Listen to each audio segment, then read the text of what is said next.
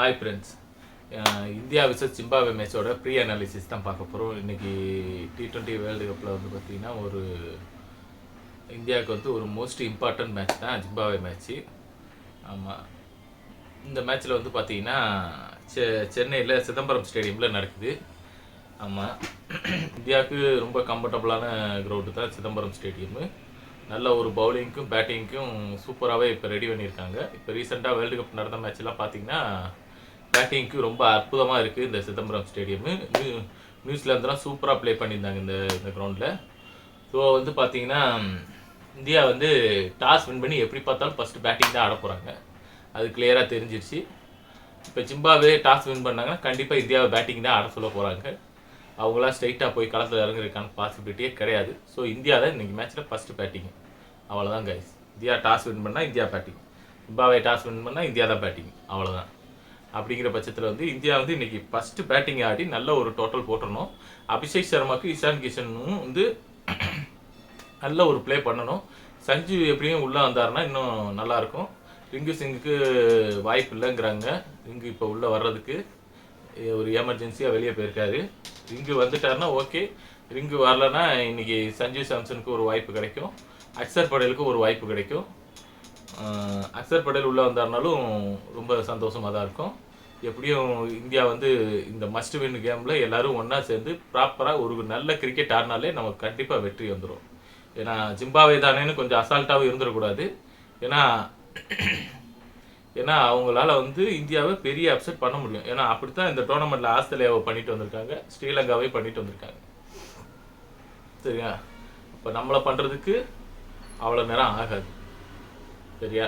அதனால ஒரு நல்ல கவனமான முறையில் ஒரு நல்ல கிரிக்கெட் ஆடினாலே இன்றைக்கி நமக்கு ஈஸியாக வெற்றி. ஏன்னா நமக்கு ஈஸியாக வெற்றி பெற்றாலே போதும். அடுத்த மேட்ச் வெஸ்ட் இண்டீஸை ஜெயிச்சு எப்படியா ஈஸியாக குவாலிஃபை ஆகிடலாம். பட் பார்க்கலாம் என்ன நடக்குதுன்னு. இந்தியா பொறுத்த வரைக்கும் வருண் இன்றைக்கி நல்லா சூப்பராக பந்து போடுவார்னு தெரியுது. ஆமாம், வருண், பும்ரா, அஷ்ரப் சிங் 3 பேரும் இன்றைக்கி நல்லா பந்து போட்டாலே போதும். ஆமாம், பேட்டிங்கை பொறுத்த வரைக்கும் சிவம் டுவே ஃபினிஷிங்கில் நல்லா கொடுத்தாலே போதும்.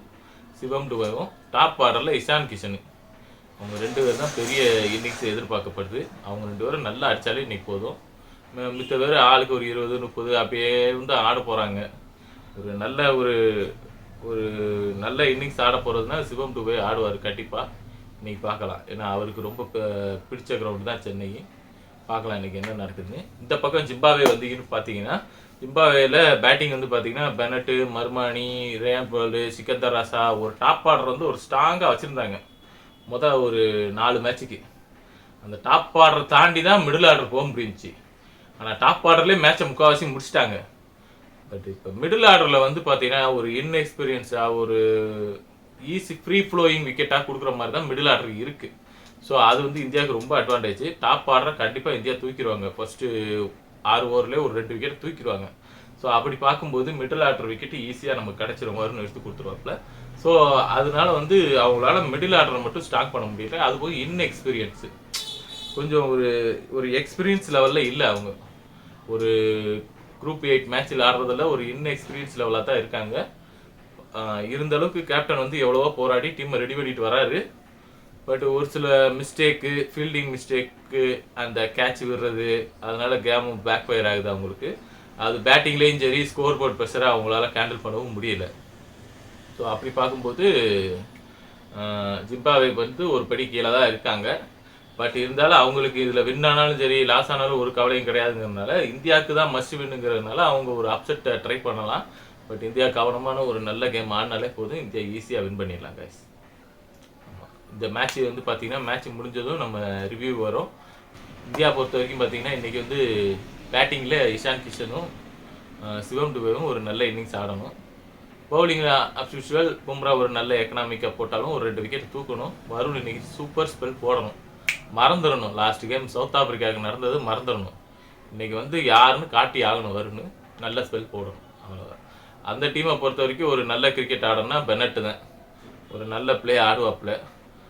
பெனட்டு, மர்மானி ஒரு நல்ல ஸ்டார்ட் கொடுத்தாங்கன்னா அவங்க ஒரு நல்ல டோட்டல் போகலாம். அதுபோக பவுலிங்கை பொறுத்த வரைக்கும் சிக்கந்தர் ராசா நல்லா வேகமாக தான் போடுறாரு. ஒரு வேரியேஷன் கொடுக்க முடியல அவரால், டக்குன்னு பிக் பண்ணி அடிச்சிடுறாங்க.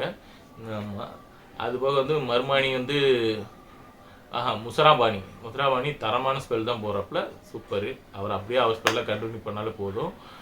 நகரவாவும் நல்லா பண்ணுறாப்புல. இருந்தாலும் நல்லா விக்கெட் டேக்கிங் பவுலராக மாறணும். இருந்தாலே போதும் உங்களுக்கு. Okay guys, like and subscribe மறக்காமல் பண்ணிடுங்க. நம்ம மேட்ச் முடிஞ்சதும் நம்ம ரிவ்யூ வீடியோவில் நம்ம சந்திக்கலாம்.